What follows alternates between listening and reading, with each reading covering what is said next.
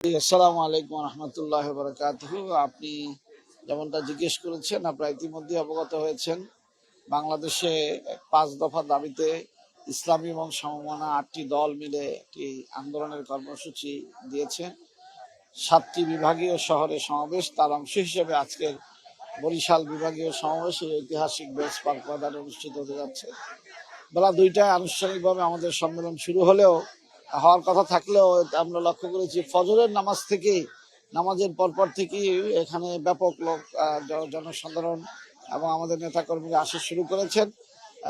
আমরা সব ধরনের প্রস্তুতি সম্পন্ন করেছি, সব ধরনের প্রস্তুতি ইতিমধ্যেই সম্পন্ন করেছি। আমাদের মঞ্চ প্রস্তুত, মাইক সহ যে সমস্ত বিষয় আনুষঙ্গিক প্রয়োজন হয়, আমাদের প্রায় 5 শতাধিক ভলান্টিয়ার এ ব্যাপারে কাজ করছেন। সার্বিক শৃঙ্খলার জন্য আমরা ব্যাপক প্রস্তুতি নিয়ে কাজ করছি।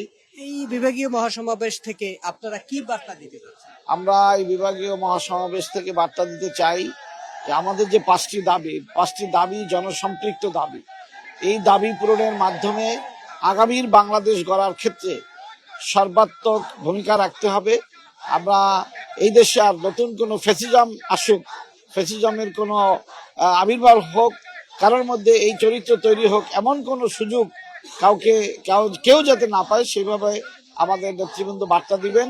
আমাদের 5 দফার মধ্যেই এই কথাগুলো রয়েছে। এই 5 দফা যদি বাস্তবায়িত হয় তাহলে আমরা বিশ্বাস করি জনগণ তাদের ভোটাধিকার ফিরে পাবে এবং এদেশে আর কেউ ফ্যাসিস্ট হিসেবে বেড়ে ওঠার সুযোগ পাবে না। আগামীর বাংলাদেশ, তরুণদের বাংলাদেশ, একটি সুন্দর সবাইকে নিয়ে চলার বাংলাদেশে পরিণত